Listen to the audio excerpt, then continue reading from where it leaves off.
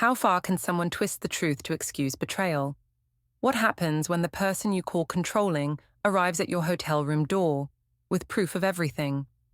The night my husband handed me legal documents was the first time I realized my story might not end the way I'd spun it. The text message glowed on my phone screen like a neon sign in the darkness. "You left your bracelet at the hotel." My heart stopped as I heard Evan's footsteps approaching the kitchen where I sat with my morning coffee, desperately trying to look casual. "Who's texting you this early?" Evan asked, his voice carrying that edge I'd been hearing more often lately. I quickly turned my phone face down on the granite countertop. "Just Tess, asking about lunch plans." Evan's dark eyes narrowed slightly. At 36, my husband still had the sharp attention to detail that made him such an effective high school teacher. Unfortunately, that same attention was now focused entirely on me. Funny, because I could have sworn I saw something about a hotel. My stomach dropped, but I forced a laugh. "You're being paranoid again, Evan. This is exactly what I was talking about last night." Last night, the memory of it hung between us like smoke. I'd come home at nearly midnight, claiming I'd been out with college friends for a reunion dinner. The truth was more complicated, but not what Evan was clearly imagining. "Paranoid?" Evan's voice rose slightly. "Lyris, you came home at 11:45, smelling like cologne that definitely wasn't mine, with your hair messed up and your lipstick completely gone. When I asked where you'd been, you got defensive and started accusing me of being controlling." I stood up from the kitchen stool, my silk robe swishing around my legs. "Because you are being controlling. I'm 34 years old, Evan. I don't need to account for every minute of my day to you." "Every minute? I'm asking about one night where you disappeared for 6 hours and came home looking like—" "Looking like what?" I interrupted, my voice sharp. "Say it, Evan. What exactly are you accusing me of?" The silence stretched between us. Upstairs, I could hear our 7-year-old daughter Sophie getting ready for school, her little feet pattering across the hardwood floors of her bedroom. Evan's jaw tightened. "I'm not accusing you of anything. I'm asking for honesty from my wife. And I'm telling you the truth. We had dinner, we talked, we caught up on old times. That's it. I'm sorry if that threatens your need to control every aspect of my life." It wasn't entirely a lie. Rowan March and I had talked. We'd caught up. We'd definitely reminisced about old times. The fact that we'd done most of this talking in his hotel room at the downtown Marriott was just a detail Evan didn't need to know. "Mum? Dad?" Sophie's voice drifted down from upstairs. "Are you fighting again?" Evan and I both froze. Our daughter had been picking up on the tension lately, asking questions that neither of us knew how to answer. "We're just talking, sweetheart," I called up to her, shooting Evan a warning look. "Come down for breakfast." Evan lowered his voice. "This conversation isn't over, Lyris." "Yes, it is," I whispered back. "Because there's nothing to discuss. I went out with an old friend. That's what normal people do. The fact that you can't handle that says more about you than it does about me." I saw the hurt flash across his face before he could hide it. Good. Maybe if he felt a little insecure, he'd start appreciating what he had instead of taking me for granted. Sophie bounded into the kitchen, her blonde curls bouncing. She looked so much like me at that age that it sometimes took my breath away. "Can we have pancakes?" "Of course, baby," I said, already reaching for the mix in the pantry. "Go get your backpack ready." As Sophie skipped back upstairs, Evan moved closer to me. "Who was it, Lyris? Who did you have dinner with?" I kept my back to him, focusing on measuring pancake mix. "Does it matter?" "It does to me." "Rowan March, happy now." The silence behind me was deafening. I could practically feel Evan's shock radiating across the kitchen. "Rowan March," he repeated slowly. "Your ex-boyfriend from college." "Ex-boyfriend from 10 years ago," I corrected, finally turning to face him. "We're adults, Evan. We can have a conversation without the world ending." A conversation that lasted until midnight, in a hotel. My phone buzzed again on the counter. We both looked at it. "Answer it." Evan said quietly. I don't have to. Answer it, Lyris. My hands trembling slightly, I picked up the phone. Another message from Rowan. Last night was incredible. When can I see you again? The color drained from Evan's face as he read over my shoulder. You're overreacting, I said quickly. He's just being dramatic. You know how he always was. How he always was. Evan's voice was deadly quiet. You talk about him like you've been in regular contact. We're not, we reconnected on social media a few months ago, but it's not a few months ago. Evan stepped back from me like I'd slapped him. You've been talking to your ex-boyfriend for months and didn't tell me. Because I knew you'd react exactly like this. This is why I don't tell you things, Evan. You make everything into a federal case. Sophie's footsteps on the stairs interrupted us. Evan quickly moved to the coffee maker, his movements sharp and angry. I plastered a smile on my face as our daughter entered the kitchen. Pancakes coming right up, sweetheart, I said, my voice artificially bright. Sophie looked between us, her young face troubled. Are you and Daddy getting divorced? What? I laughed, but it sounded forced even to my own ears. Of course not, baby. Where would you get an idea like that? Emma's parents got divorced last year. She said they used to whisper fight in the kitchen, just like you and Daddy do. Evan and I exchanged a look over Sophie's head. Your mom and I are just working through some things, Evan said gently. All married couples have disagreements sometimes. But you still love each other, right? The question hung in the air. I waited for Evan to answer first, but he was looking at me expectantly. Of course we do, I said finally. Right, Daddy? Evan's pause was a beat too long. Right. But I could see the doubt in his eyes, and it made something cold settle in my stomach. This was getting out of hand. I needed to call Tess, my sister, and get some perspective. She'd help me figure out how to handle Evan's jealousy before it destroyed our family. After Evan left to take Sophie to school, I immediately called my sister. Tess, I need to talk. What's wrong? You sound stressed. It's Evan. He's completely lost his mind with jealousy. I told her about the confrontation, carefully framing it to emphasize Evan's unreasonable behavior while minimizing the details about my evening with Rowan. He's being totally controlling, Tess agreed immediately. You're allowed to have friends, Lyris. The fact that he can't handle you talking to an old college friend says everything about his insecurities.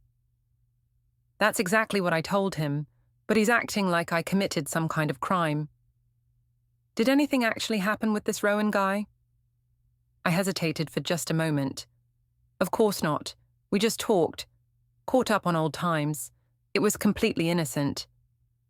It wasn't entirely true, but it wasn't entirely false either. Yes, we'd kissed. Yes, we'd ended up in his hotel room. But we'd mostly just talked about our lives, our marriages, our regrets. The physical stuff had been minimal. Just some kissing and touching. Nothing that really counted as cheating. Then Evan needs to get over himself, Tess said firmly. You can't live your life walking on eggshells because your husband is insecure. I know, but he's making such a big deal out of it. He saw a text from Rowan this morning and completely freaked out. What did the text say? Just something about me leaving my bracelet at the hotel. Evan's acting like it's evidence of some grand conspiracy. Your bracelet? The diamond tennis bracelet Mom gave you? Yeah, I must have taken it off when we were... I caught myself. When we were at the hotel bar. It was crowded and I didn't want to lose it. Well, there you go. Perfectly innocent explanation.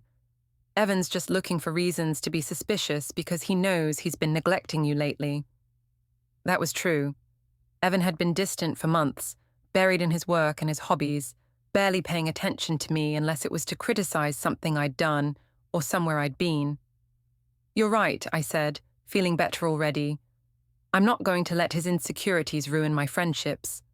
Exactly. Stand your ground, Lyris. Don't let him gaslight you into thinking you did something wrong. After hanging up with Tess, I felt more confident. Evan was being unreasonable, and I wasn't going to apologize for having a social life. I texted Rowan back, I'll pick up the bracelet later. Thanks for a lovely evening. His response came immediately. Can't wait to see you again. Same room number.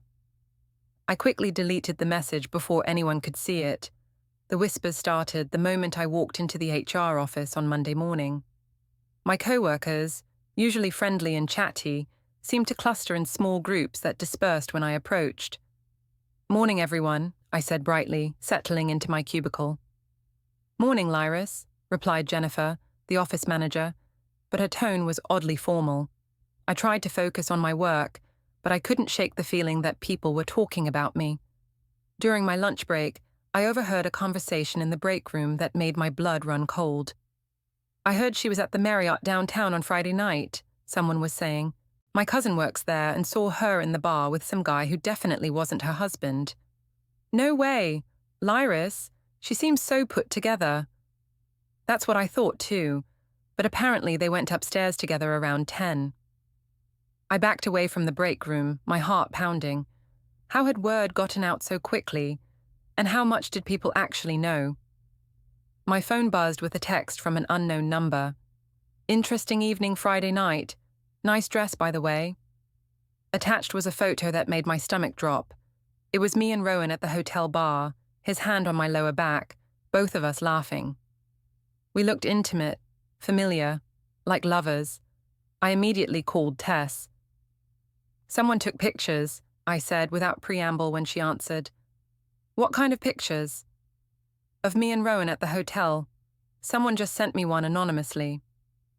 "Okay, don't panic. So you were at a hotel bar with a friend. So what? That's not illegal."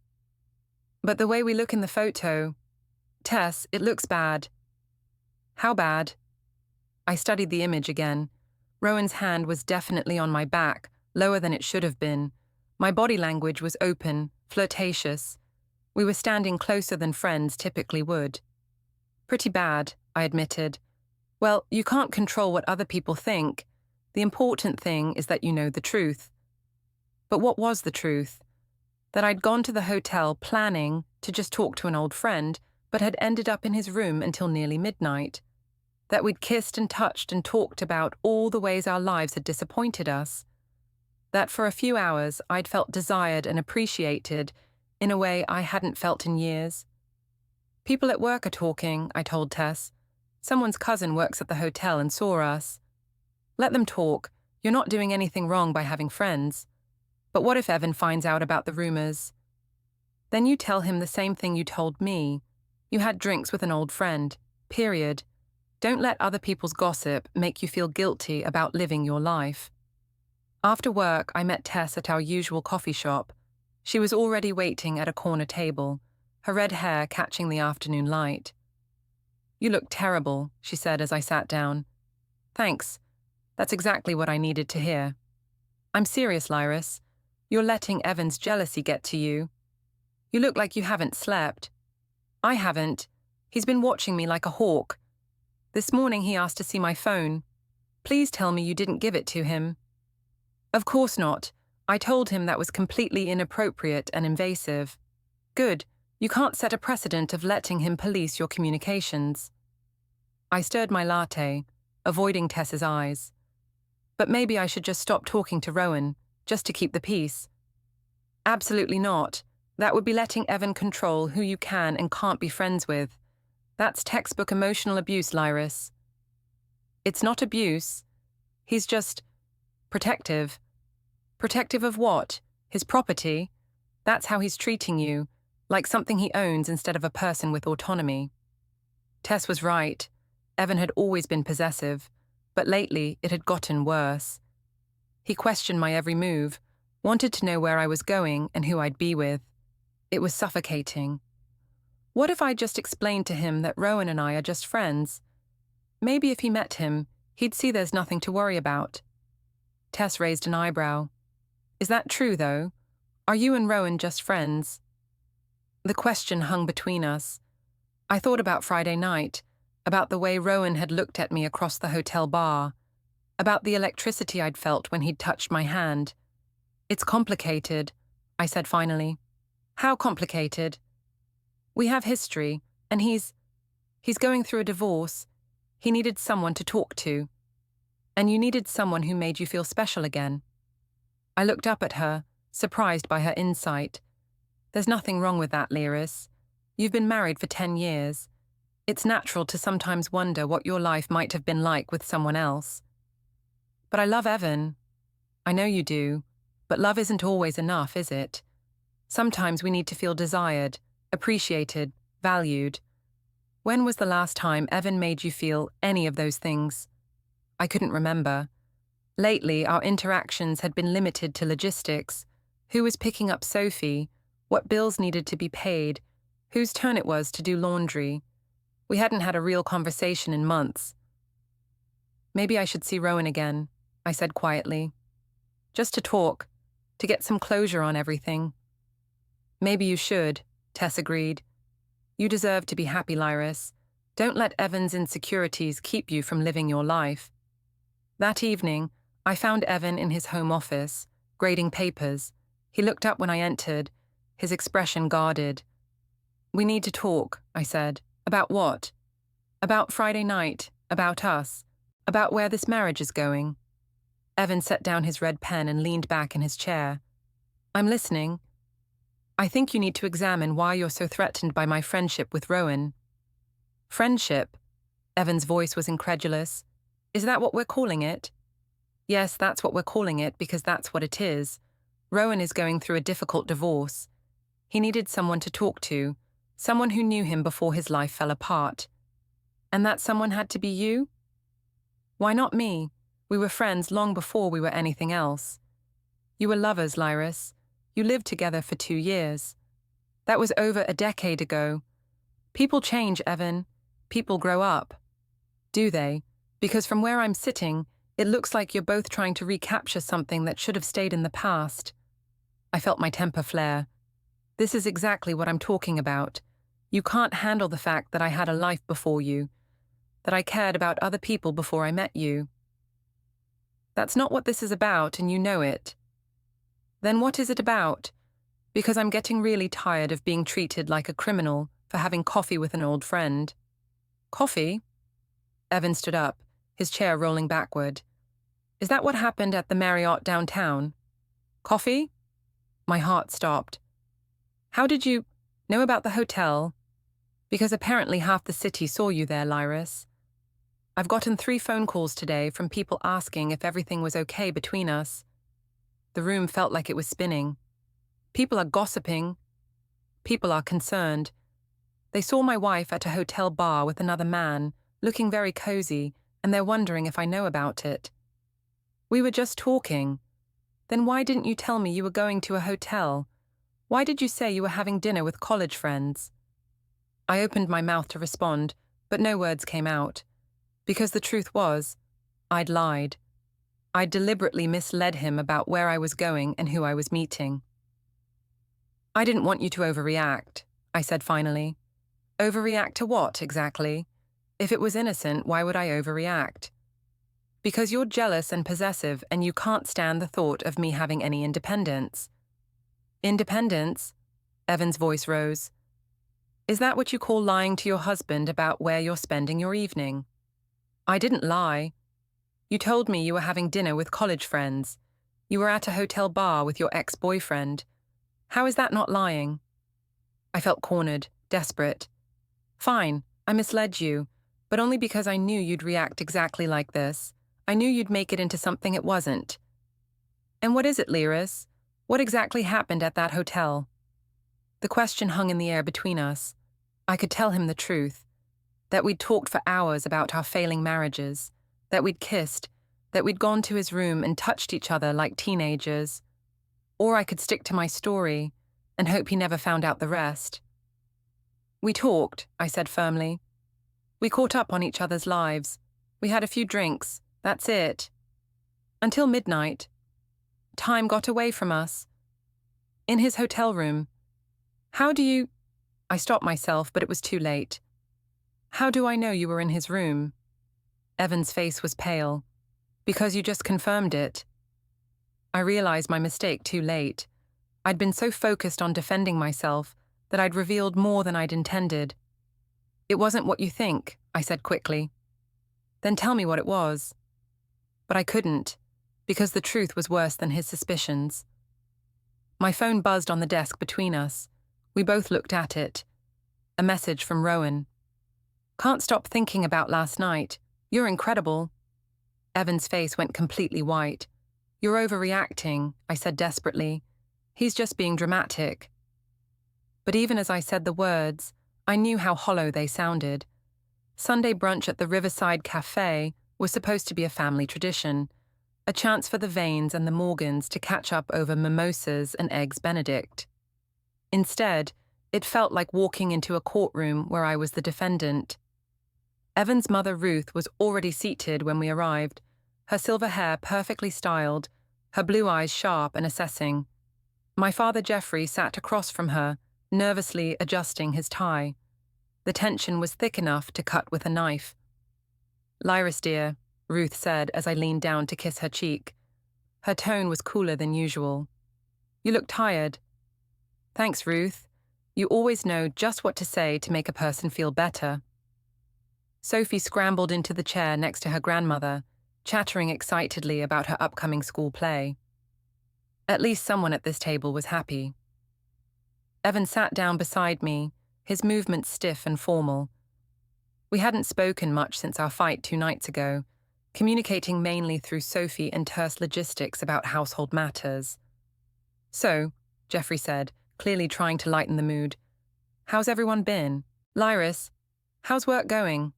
"Fine, Dad, same as always." "I heard there was some excitement at your office this week," Ruth said, her voice deceptively casual.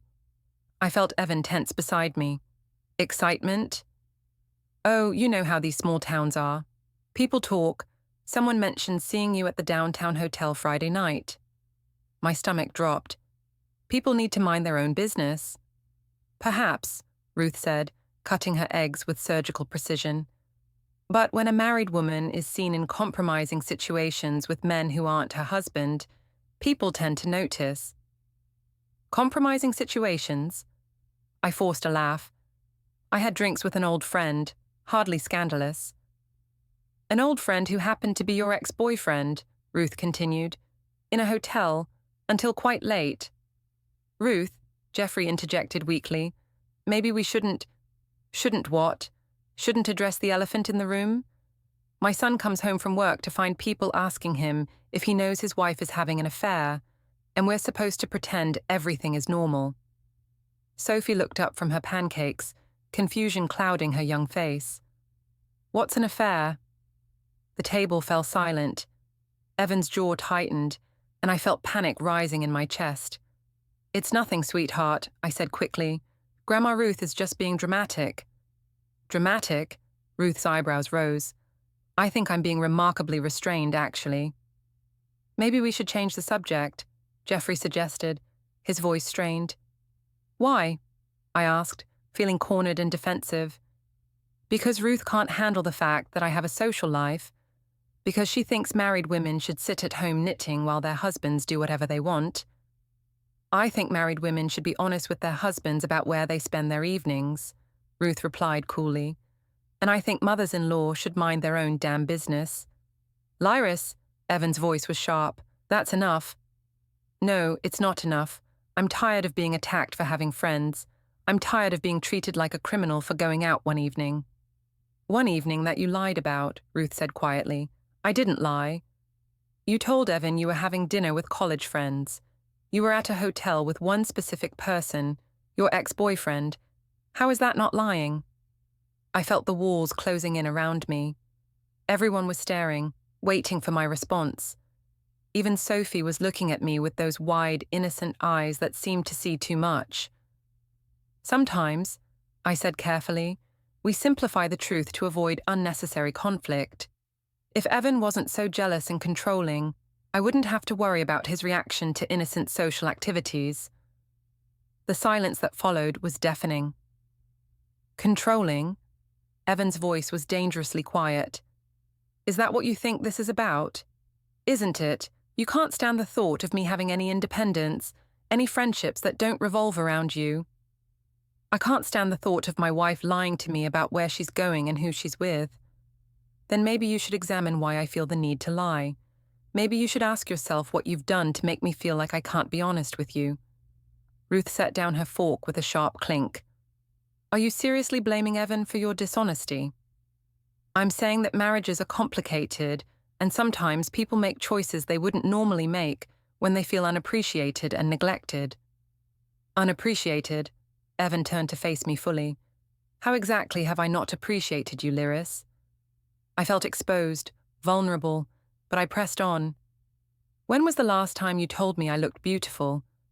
When was the last time you planned a romantic evening for us? When was the last time you made me feel like I was more than just a roommate who helps with childcare? So you decided to find appreciation elsewhere? Ruth said. It wasn't a question. I decided to reconnect with an old friend who reminded me that I'm still an interesting, desirable person. The words hung in the air like a confession. I saw Evan flinch as if I'd slapped him. Mom, Dad, are you getting divorced? Sophie's small voice cut through the tension like a knife. No, baby, I said quickly, reaching for her hand. We're just having a disagreement. But Emma's parents had disagreements too, and then her dad moved out and now she only sees him on weekends. Evan's face had gone pale. Sophie, sweetheart, your mum and I are working through some problems, but we both love you very much no matter what happens. No matter what happens? I stared at him. What's that supposed to mean? It means I'm not going to pretend everything is fine when it clearly isn't. So you're threatening divorce? In front of our daughter? I'm being honest about the state of our marriage, which is apparently something we've stopped doing. Ruth cleared her throat. Perhaps Evan and I should take Sophie to the playground while you and Jeffrey have a private conversation. That's not necessary, I said quickly. I think it is, Evan said, standing up. Come on, Sophie. Let's go see if the swings are free. As they walked away, I felt like I was drowning. Jeffrey reached across the table and patted my hand awkwardly. Honey, maybe you should consider counseling. For both of you. Dad, I don't need counseling. I need a husband who trusts me, and a mother-in-law who minds her own business. But if people are talking, let them talk. I haven't done anything wrong. Haven't you?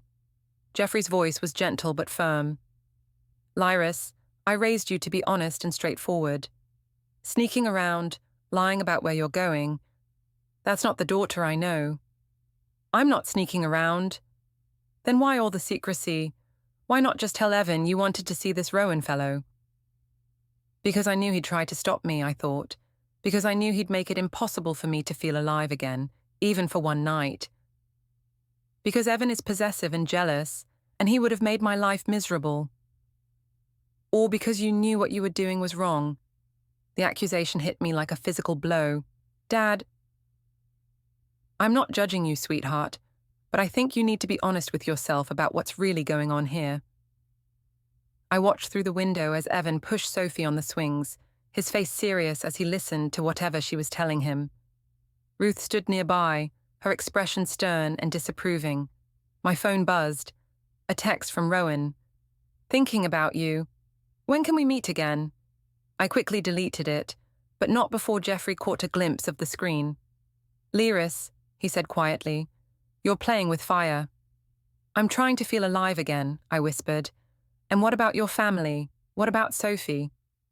I looked at my daughter, her blonde curls flying as she swung higher and higher, trusting completely in her father's steady hands. I can have both, I said, but the words sounded hollow even to me. Can you? Jeffrey asked. Because from where I'm sitting, it looks like you're about to lose everything. When Evan and Sophie returned, the atmosphere was even more strained. Sophie seemed subdued, her usual chatter replaced by worried glances between her parents. Ready to go? Evan asked, his tone carefully neutral. More than ready, I replied. As we gathered our things, Ruth approached me. Lyris, I'm going to say this once, and then I'm going to stay out of it. You have a good man who loves you, and a beautiful daughter who needs both her parents. Don't throw that away for some fantasy about what might have been. It's not a fantasy. It is, Ruth said firmly, and the sooner you realize that, the better chance you have of saving your marriage. As we drove home in silence, I felt the weight of everyone's judgment pressing down on me. But underneath the guilt and shame, there was something else, a stubborn defiance that refused to be extinguished. I wasn't the villain in this story. I was a woman who had made a mistake, maybe, but who deserved understanding and compassion, not condemnation.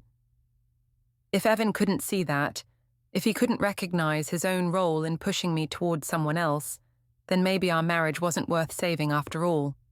My phone buzzed again. This time I didn't delete the message. Monday morning brought a fresh wave of humiliation.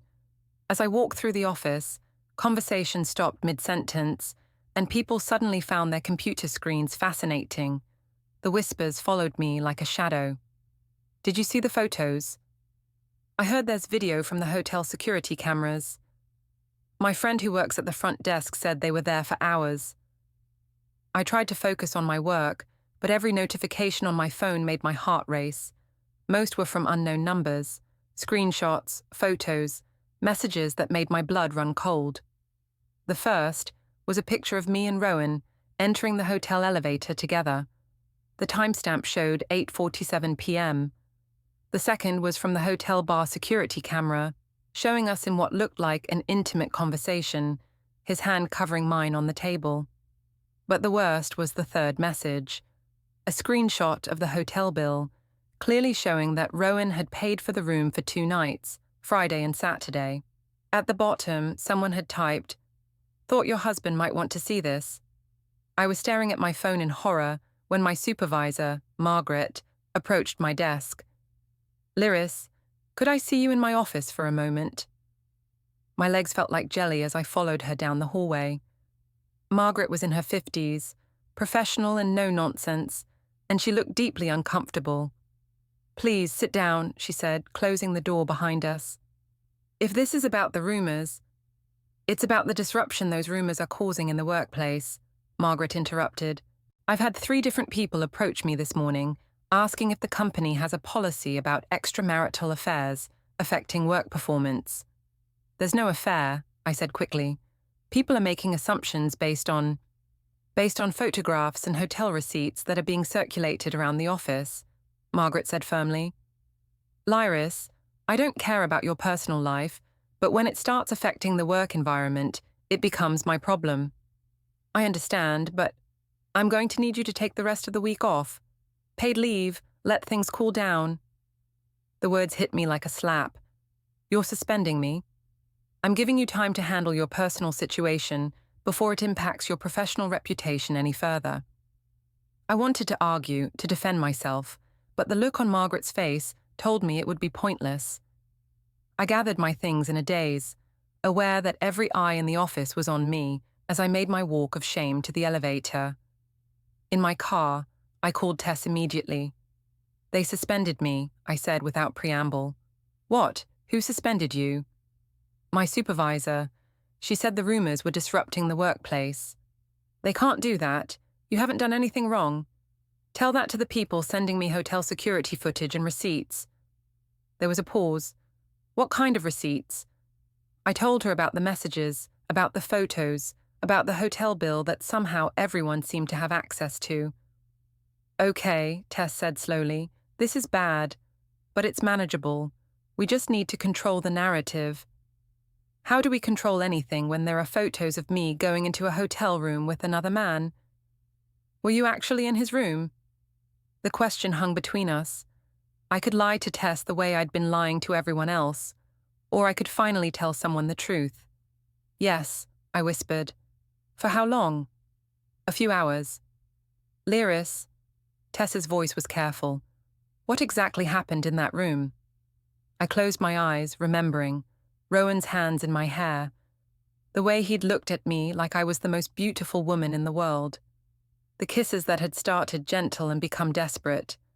The way we'd touched each other, stopping just short of crossing the final line. "We talked," I said finally. "We kissed. We touched. But we didn't have sex." "Jesus, Lyris. I know how it sounds, but it wasn't planned. It just happened. We were talking about our marriages, about how lonely we both felt, and one thing led to another." "Does Evan know?" "He suspects, but I haven't told him the details. You have to tell him, before he finds out from someone else." I can't. He'll leave me. He might leave you anyway if he finds out you've been lying to him. I knew she was right, but the thought of confessing everything to Evan made me feel sick. How could I explain that I'd gone to the hotel planning to just talk, but had ended up in Rowan's arms? How could I make him understand that it wasn't about not loving him, but about feeling invisible and unappreciated for so long that any attention felt like a lifeline?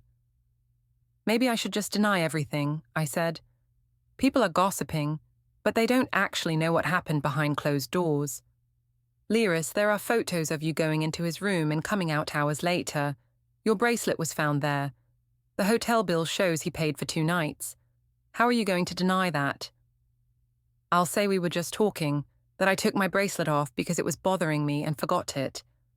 That the time got away from us because we had so much catching up to do. And if Evan doesn't believe you, then I'll deal with that when it happens.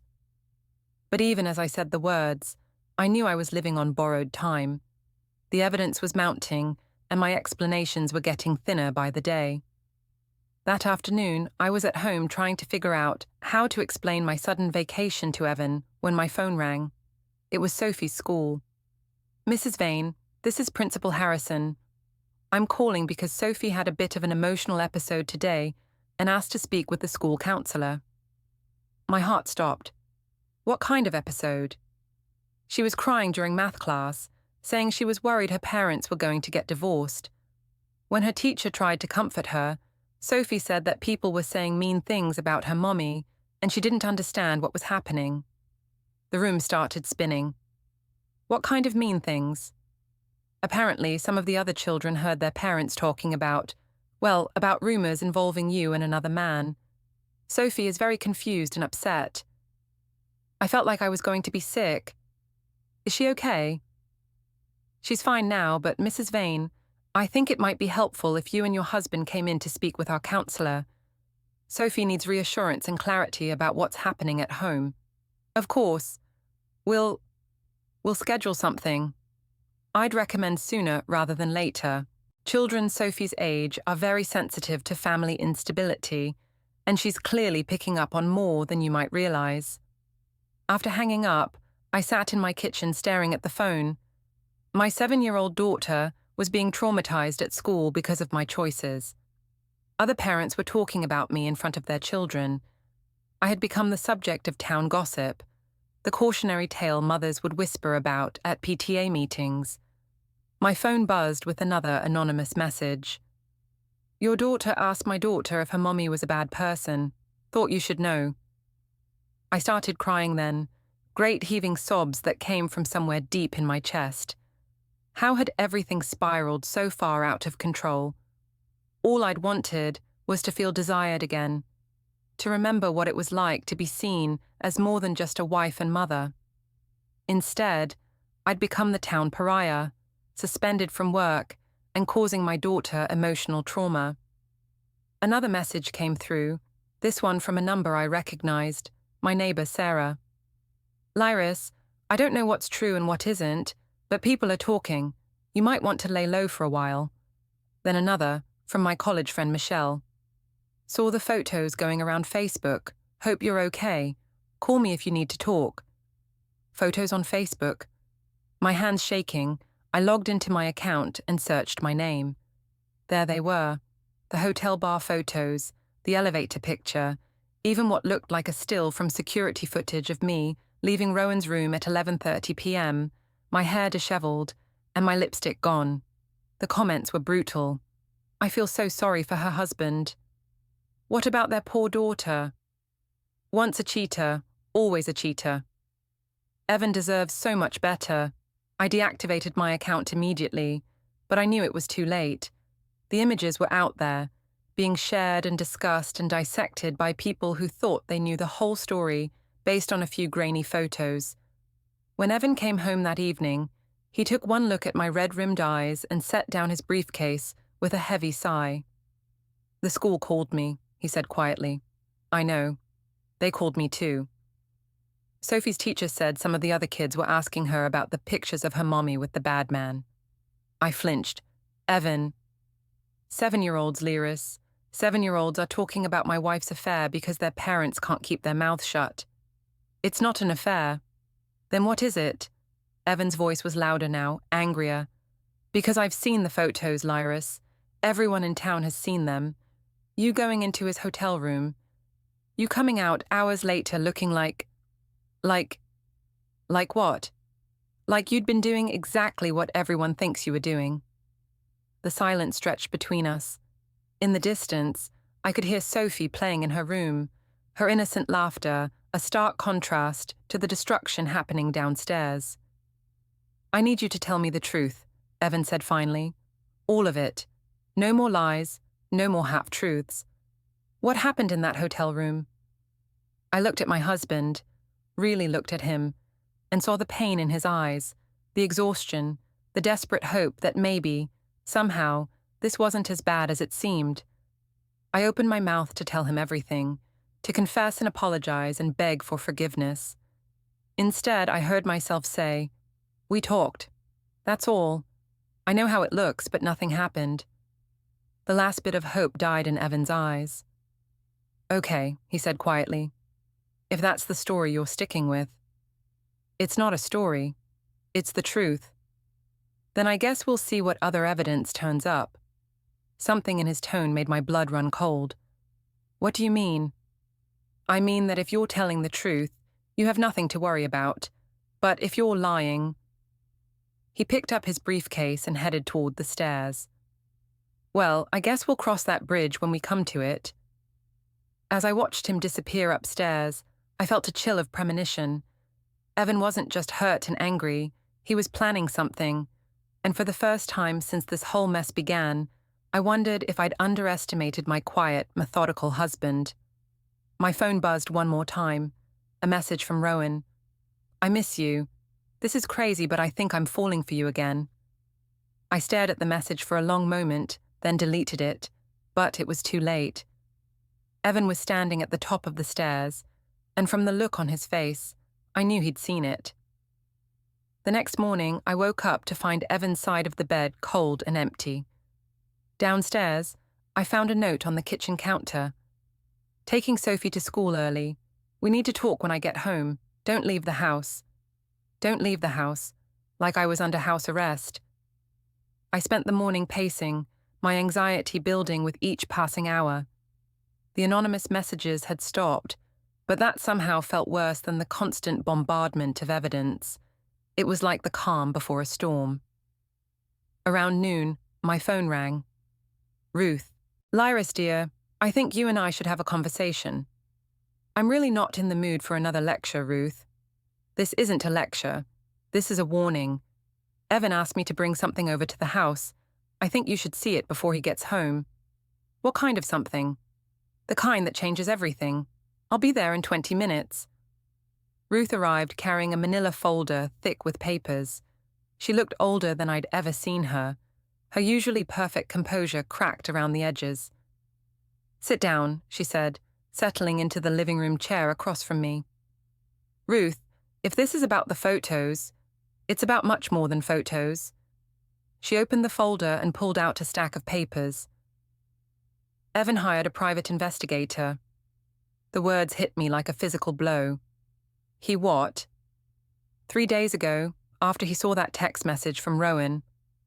Ruth's voice was gentle but firm. "Lyris, they have everything." She spread the papers across the coffee table like a poker player, revealing a winning hand. Hotel receipts, credit card statements, phone records, screenshots of text messages I thought I'd deleted, security camera stills from multiple angles, and photos. So many photos. Me and Rowan at the hotel bar, his hand on my thigh. Us in the elevator, standing closer than friends should. Me leaving his room at 11:47 p.m., my dress wrinkled, my hair messed up, my lipstick completely gone. But the worst was the last photo. A time-stamped image of me returning to the hotel Saturday afternoon, the day after our first encounter. "Saturday?" Ruth's voice was quiet. "You went back on Saturday." I stared at the photo, my mind racing. I'd told Evan I was shopping with Tess that afternoon. Instead, I'd gone back to the hotel, telling myself I just needed to pick up my bracelet. But when Rowan had answered the door in just his jeans, when he'd smiled at me like I was the answer to every prayer he'd ever whispered. "It wasn't supposed to happen," I whispered, "but it did happen." I nodded, unable to speak. "Both days?" Another nod. Ruth sank back in her chair, looking every one of her 62 years. "Oh, Lyris, what have you done?" "I didn't plan it, either time. I went to the hotel Friday night just to talk to an old friend.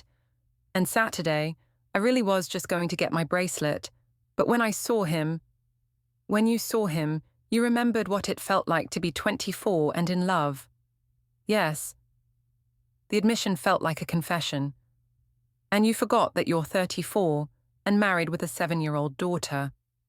The words stung because they were true. For those few hours over 2 days, I had forgotten everything except how it felt to be desired, to be seen, to be wanted, with a desperation that made my skin burn. "Does Evan know about Saturday?" Ruth nodded toward the folder. "He knows about everything. The investigator was very thorough." I picked up one of the photos, me and Rowan kissing in the hotel hallway, his hands tangled in my hair, my body pressed against his like I was drowning and he was air. "How long have you known?" I asked. "Evan showed me yesterday. He wanted advice on how to handle it." "And what did you tell him?" "I told him to protect himself and his daughter." The words hung in the air between us. I thought about Sophie, about the confusion and fear in her eyes lately, about the way she'd started asking if Mommy and Daddy still loved each other. "What's he going to do?" "That depends on you," Ruth said. "He's giving you one last chance to tell him the truth, all of it. If you lie to him again—" "What?" "Then you'll find out exactly how methodical and thorough your husband can be when he puts his mind to something." Ruth gathered up the papers and photos, sliding them back into the folder. "He'll be home at 4 o'clock. Sophie is staying with me tonight. You have until then to decide what kind of person you want to be." After she left, I sat in my empty house and tried to figure out how my life had imploded so completely. 6 months ago, I'd been a respected HR coordinator with a stable marriage and a beautiful daughter. Now I was suspended from work, the subject of town gossip, and facing the very real possibility of divorce. My phone rang. "Tess." "I just talked to Ruth," she said without preamble. "She told you." "She told me enough." "Lyris, what were you thinking? Going back to the hotel on Saturday?" "I wasn't thinking. That's the problem." "Do you love him? Rowan?" The question caught me off guard. Did I love him? Or did I just love how he made me feel? Young and desirable, and alive in a way I hadn't felt in years. "I don't know," I said honestly. "Well, you better figure it out fast because Evan is done playing games." "What do you mean?" "I mean, he's not the same man who used to let you steamroll over him when you wanted something. Ruth said he's been planning this for days, gathering evidence, talking to lawyers." "Lawyers?" "Divorce lawyers, Lyris. He's serious about this." I felt the walls closing in around me. "Maybe I should call Rowan. Maybe we should—" "Should what? Run away together? Leave your daughter behind?" The thought of leaving Sophie made my chest tighten. "Of course not. I would never—" "Then what's your end game here? Because it seems like you're trying to have it both ways, and that's not going to work." She was right. I'd been living in a fantasy where I could keep my family and my affair, where I could feel alive and desired without consequences, where I could have my cake and eat it too. "I have to tell him," I said finally. "Everything?" "Everything." "Are you prepared for him to leave you?" "I don't know, but I can't keep lying. It's destroying all of us." At exactly 4 o'clock, I heard Evan's car in the driveway.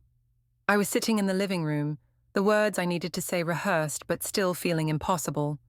He came in carrying his briefcase and another manila folder, this one even thicker than Ruth's. "Where's Sophie?" I asked. "With my mother. She'll stay there tonight." "Evan, I need to tell you something." "I'm sure you do." He sat down across from me, his face carefully neutral. But first, I have something to show you. He opened the folder and pulled out a legal document. Petition for legal separation was printed across the top in bold letters. My heart stopped. Evan, I've also filed for temporary custody of Sophie, pending a full investigation into your fitness as a parent. My fitness? I'm a good mother. Are you? Because according to the school counselor, Sophie has been having nightmares about her family falling apart. She's been asking other children if their mummies are bad people like hers. The words hit me like physical blows. She said that. She's 7 years old, Lyris. She doesn't understand what's happening, but she knows her world is falling apart because of choices you made. I stared at the legal papers, trying to process what was happening. You can't take my daughter away from me. I can if I can prove you're an unfit parent, and adultery, lying, exposing your child to public humiliation, those all factor into custody decisions. This is crazy. We can work this out. We can go to counseling. We could have gone to counseling 6 months ago when you started pulling away. We could have worked on our marriage before you decided to work on it with someone else. I know I made mistakes. Mistakes? Evan's carefully controlled facade cracked. You had an affair, Lyris. You lied to me for weeks. You exposed our daughter to public humiliation and gossip. Those aren't mistakes. They're choices. I felt desperate, cornered. What do you want me to do? I can't change what happened. I want you to tell me the truth, all of it. What really happened in that hotel room? Both times. The moment of reckoning had arrived. I could continue lying, continue trying to minimize and deflect and blame Evan for driving me to it. Or I could finally be honest about what I'd done and face the consequences. We had sex, I said quietly. Friday night and Saturday afternoon. We talked and we kissed and we were together, both times. Evan's face went completely white, but he didn't say anything. I didn't plan it, I continued. I really did just go to talk to him Friday night. But when I saw him, when he looked at me like I was the most beautiful woman in the world, I felt alive again. I felt wanted. And Saturday, I told myself I was just getting my bracelet. But I knew that wasn't true. I knew what would happen if I went back. So you chose to go anyway. Yes. The silence that followed was deafening. Evan stared at the legal papers in his lap, his jaw working, like he was trying to find words. Do you love him? He asked finally. I don't know. Maybe. I think I love how he makes me feel. And how do I make you feel? The question broke my heart because I could see the pain in his eyes, the desperate hope that maybe this was somehow his fault, that maybe he could fix it. Invisible, I whispered, like a roommate who helps with childcare. Evan nodded slowly, like he'd expected that answer. Then I guess we both know where we stand, he said, gathering up the papers. Evan, wait, maybe we can... Can what? Pretend this didn't happen? Go back to the way things were? He stood up, his movements sharp and angry. I've seen the photos, Lyris. I've read the text messages. I know exactly what you think of me and our marriage. That's not fair. What's not fair is what you've done to our daughter.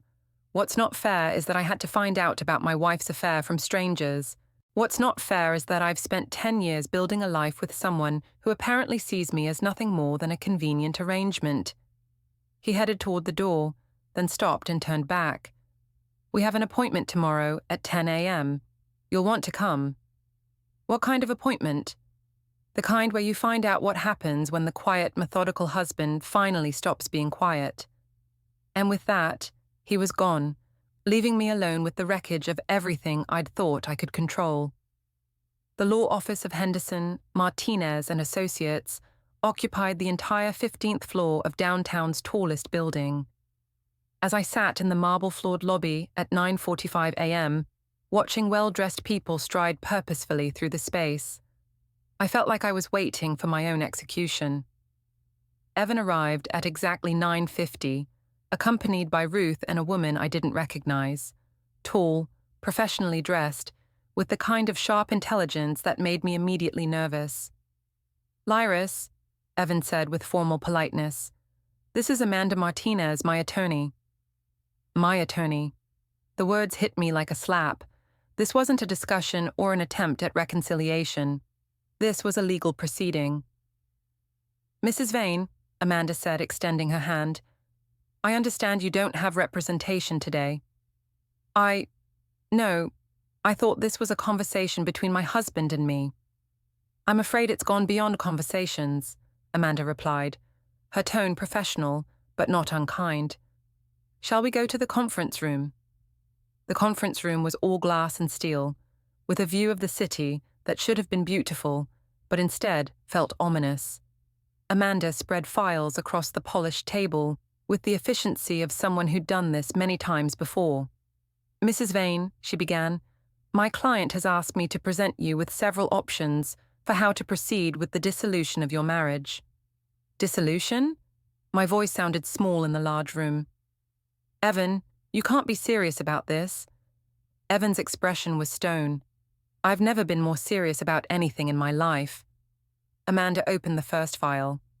Option 1, uncontested divorce with joint custody, assuming you can reach an agreement on asset division and support. And if we can't reach an agreement?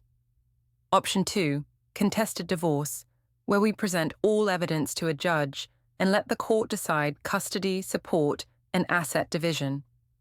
What evidence? Amanda opened the second file, and my heart sank. It was even more comprehensive than what Ruth had shown me.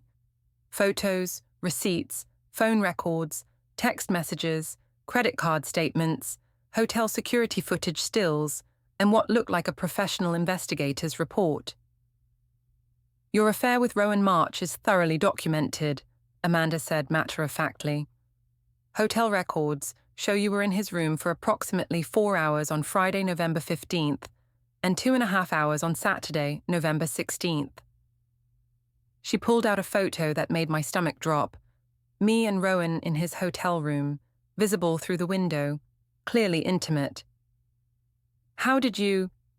The investigator was very thorough, Amanda continued.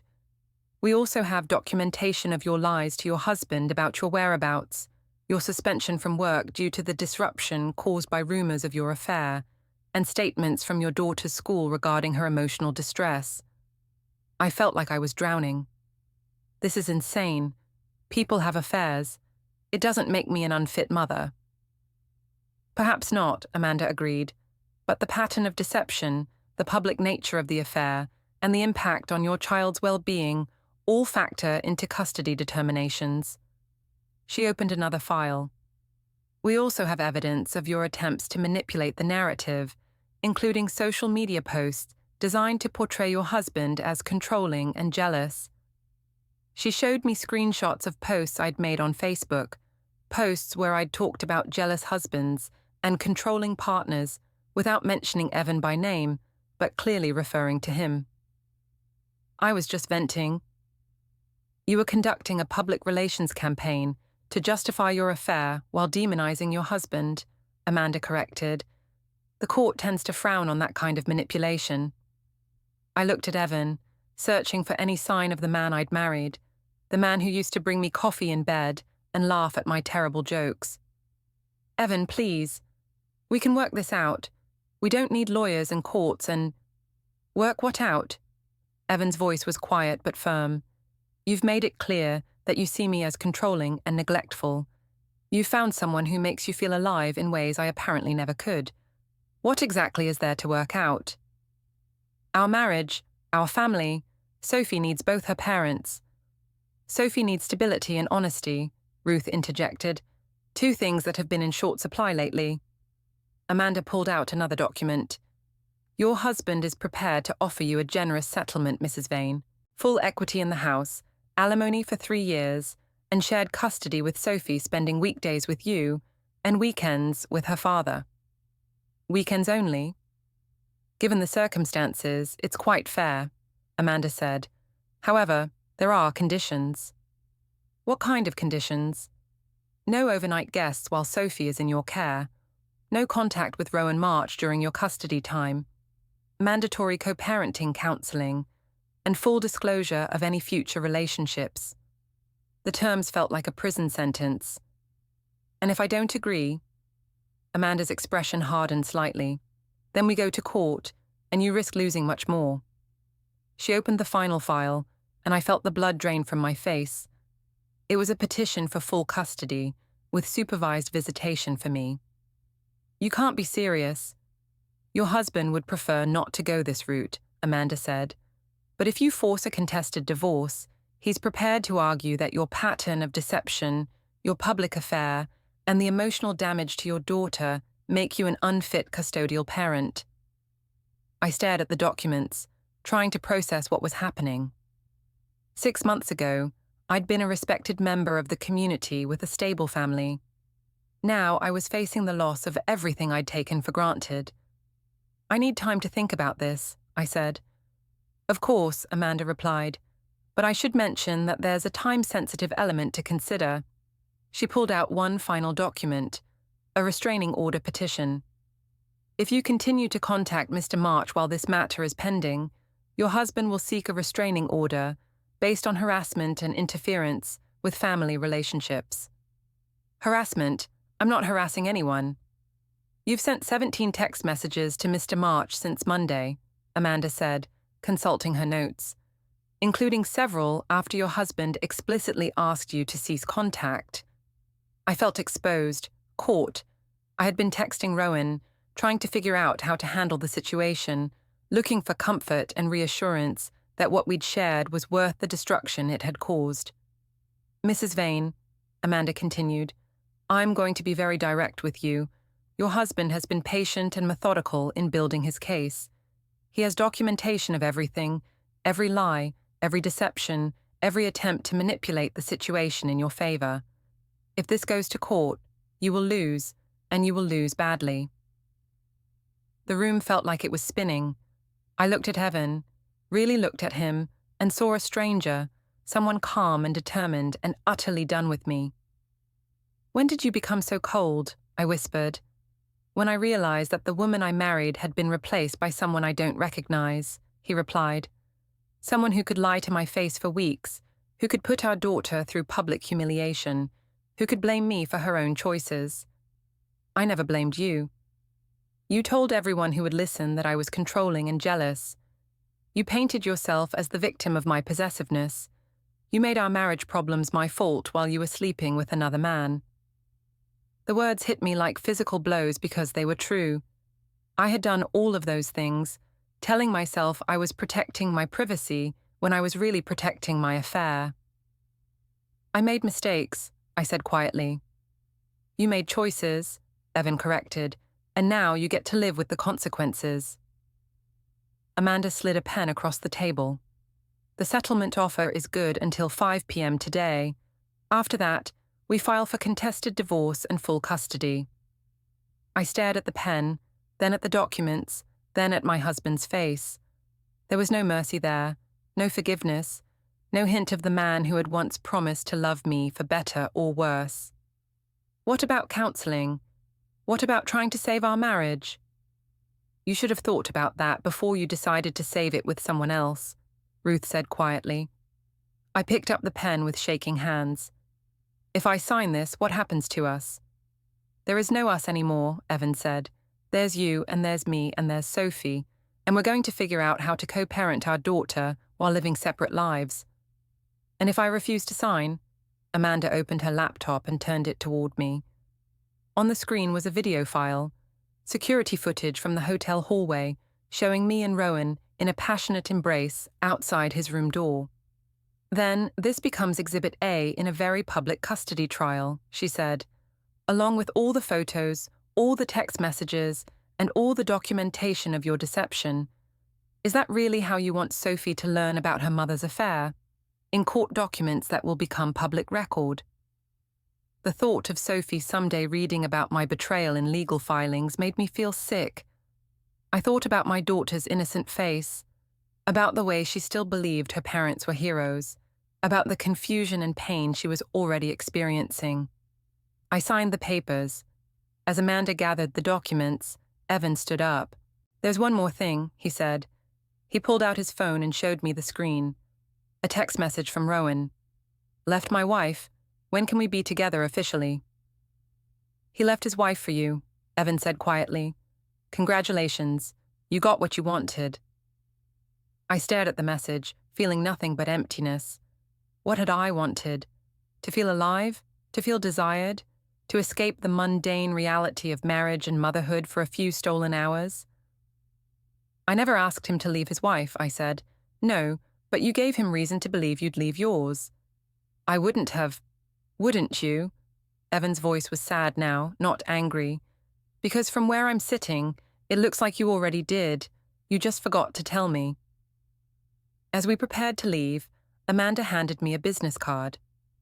Mrs. Vane, I'd strongly recommend you retain counsel to review these documents, and I'd suggest you think very carefully about your next steps. Your husband has been more than fair, but his patience isn't unlimited. In the elevator, riding down from the 15th floor, I stood next to the man I'd shared a bed with for 10 years and felt like we were strangers. The silence was deafening. Evan, I said as we reached the lobby, I'm sorry. For all of it. I know that doesn't change anything, but I need you to know that I'm sorry. He looked at me for a long moment, and I saw a flash of the man I'd married, the one who used to forgive my mistakes and love me despite my flaws. I'm sorry too, he said finally. I'm sorry I wasn't enough for you. I'm sorry our marriage wasn't enough. And I'm sorry Sophie has to pay the price for both of our failures. Then he walked away, leaving me standing in the marble lobby with the wreckage of my choices spread out behind me like broken glass. My phone buzzed. Another message from Rowan. Can't wait to start our new life together. I stared at the message for a long moment, then deleted it. Because I finally understood what Evan had been trying to tell me. There was no new life waiting for me. There was only the life I'd destroyed, and the consequences I'd have to live with forever. I walked out of the building into the afternoon sunshine, officially separated from my husband, facing limited custody of my daughter, and carrying the knowledge that I'd traded everything that mattered for a few hours of feeling alive. The irony wasn't lost on me. I'd never felt more dead inside.